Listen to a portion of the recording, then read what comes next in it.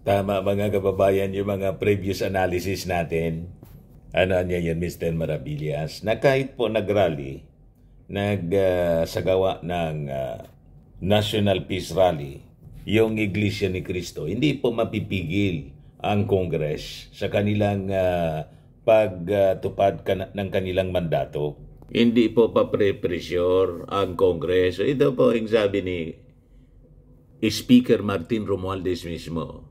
Right after or kasabay, hindi nga right after, kasabay po, sinabayan po yung yung rally ng INC, opening din po ng Congress, resumption ng session ng Congress po. Yan sabi ni Martin Romualdez. Romualdez assures House probes oversight functions to continue. Di ba? Kasama dyan sigurado yung impeachment.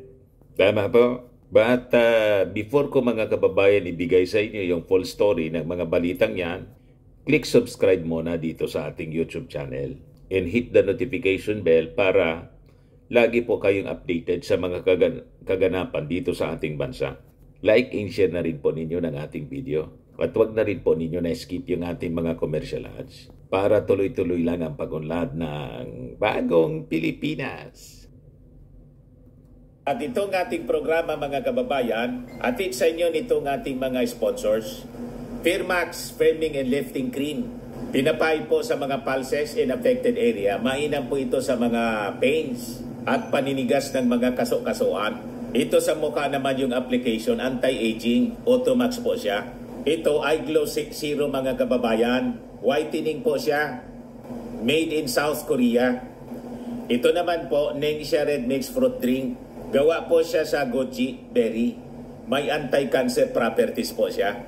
At sa mga nagana po ng malinis and spacious fitness gym, pumunta lang po kayo sa aming Colossal Fitness Gym. May Grab car rental din po kami. At bills payment po sa aming office. At saka sa mga mahilig po sa mga imported bags, manood po kayo sa live selling ni Madam Aileen Rosales sa kanyang Aileen Closet po.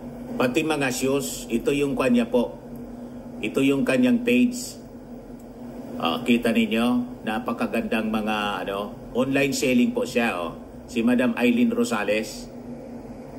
Cellphone number niya po, 773-798-7816. Balikan natin yung ating topic. Kasi sabi ni Martin Romualdez kahapon po, tuloy ang kanilang trabaho. Kung ano ang kanilang nasimulan, yung mga investigasyon, lalo nilang papaigtingin po. At kasama po rito yung impeachment. Napakalinaw po yung statement ni Romualdez, ni Speaker Martin. House probes oversight function to continue. Yan po si Martin. Hindi po siya nagpapasindak. Kahit sinasabi nila na yung rally, pressurean niya yun, kampihan niya yun kay Sara Duterte, sabi ng mga DDS. Sabi mismo ni Digong, sabi ng mga senador niya, iniklaim nila na pabor yun kasi ang sinusupport ng Iglesia ni Cristo, yung stand ng ating Pangulong Bongbong Marcos, na wag nang isulong yung impeachment laban kay Sara Duterte. Kaya daw, sabi nila, nakikiisa sila. Malinaw po ang mensahe ni Martin, tuloy ang investigasyon. That includes impeachment. Ayan The different investigations done by the House of Representatives will continue as the chamber returns to work, sabi po ni Martin Romualdez. Sa kanyang speech sa resumption ng 19th Congress, third and final regular session, Romualdez mentioned 4 issues that different committees are either currently probing or are set to investigate. Ano daw siya? O yan po, smuggling and hoarding of food leading to high prices of goods. Quinta Committee, 206 billion disallowed expenditures by the National Grid Corporation of the Philippines Committee on Ways and Means. 11.18 billion worth of expired medicines and underutilized PhilHealth funds, Committee on Good Government and Public Accountability. Ano pa? Ito, in-highlight ko po, alleged misuse of confidential funds, Committee on Good Government and Public Accountability. Itong misuse po ng confidential funds na nagabinbin po sa hindi pa tapos po sa Committee on Public Accountability and Good Governance, magiging tuloy-tuloy po yon. At itong mga na-discovery ng Committee on Good Government, ito yung naging subject ng articles of impeachment. Yung tatlong impeachment cases, laging kasama po ito. At yung impeachment cases pong final, hindi man pwede po iyon na hindi i-dispose. Verified na po. Hindi pa lang po na itatransmit sa speaker. Pero, pasasaat, aabot din yon sa opisina ni Speaker Martin Romualdez. Kasi hindi man pwedeng patulugin yon. They have to dispose it. They have to act on it. I-determine lang po ng Committee on Justice. Pag na-refer na sa Committee on Justice, yan kung hindi po mag-file ng fourth impeachment, diretso na po na itatransmit yon. Yan mismo yung sabi ni Secretary General Rinaldo. At sabi niya, verified na. And the Committee on Justice will determine kung yon ay sufficient in form and substance. O ngayon, may mga indications that the majority members of Congress, members of the majority bloc, will endorse the impeachment complaint. Kaya lang, iniintay lang po yung timing. Sabi po ni Martin Romualdez, good governance demands transparency niya in accountability. Napakalinaw po. This chamber is the vanguard of that principle. In the coming weeks, anya, we will hold oversight hearings to ensure that the people's money serves the people's needs. Sabi po ni Martin Romualdez.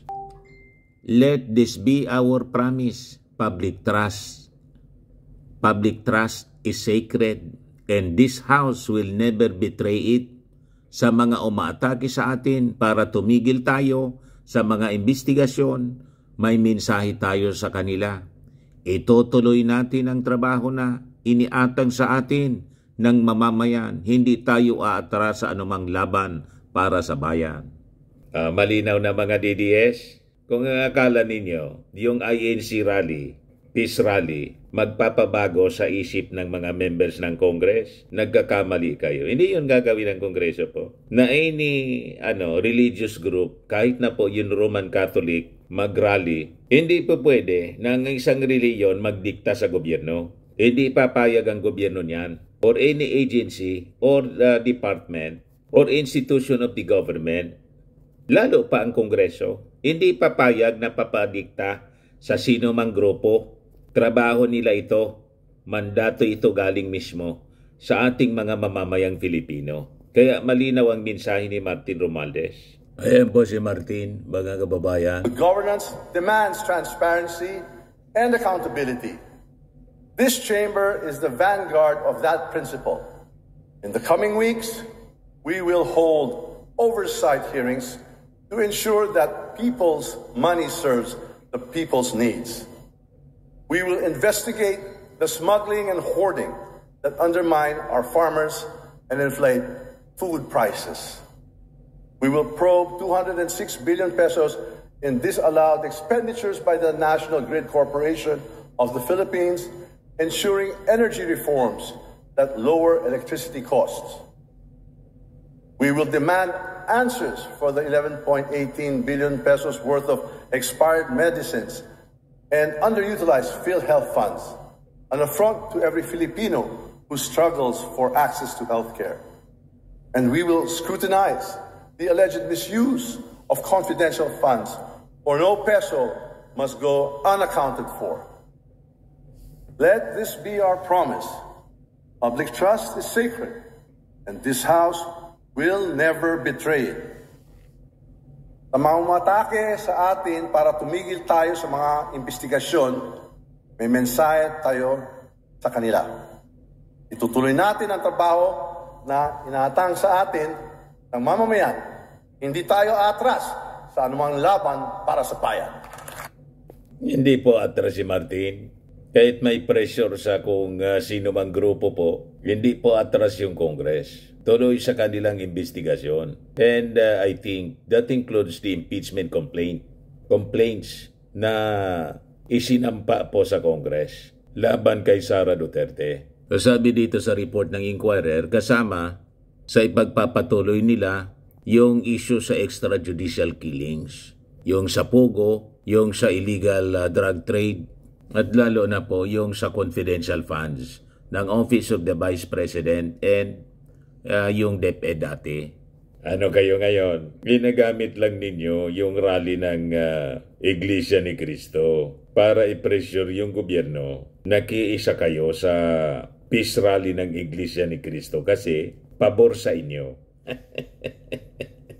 Hindi po maaari na dahil sa rally ng isang sikta, hindi na magtatrabaho, hindi na magpa-function based sa mandato ang Kongreso. Intindihan na ninyo. Kasi pag ganon, anong labas natin yan? Anong klaseng gobyerno tayo? Magiging banana republic po tayo. Malinaw na po.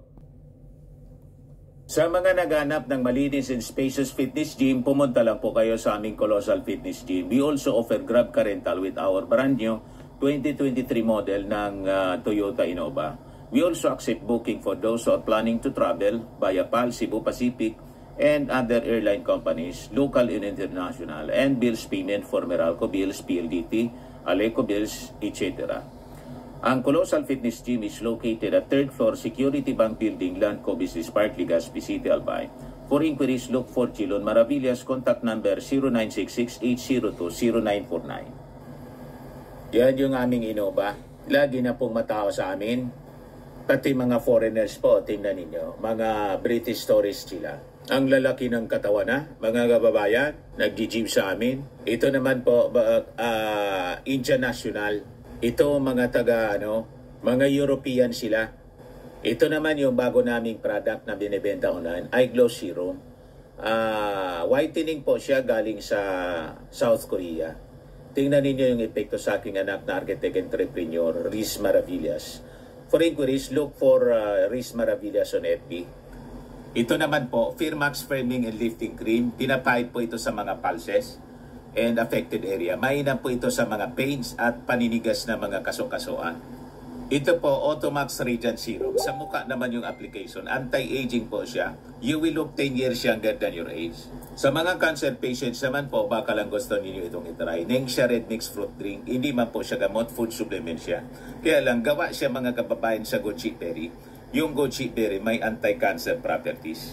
Yung mga inquiries ninyo, dumiritso na lang kayo sa aming messenger sa Facebook para masagot namin agad. Ayos po. Ako po si Dante Maravillas. Bye-bye. God bless.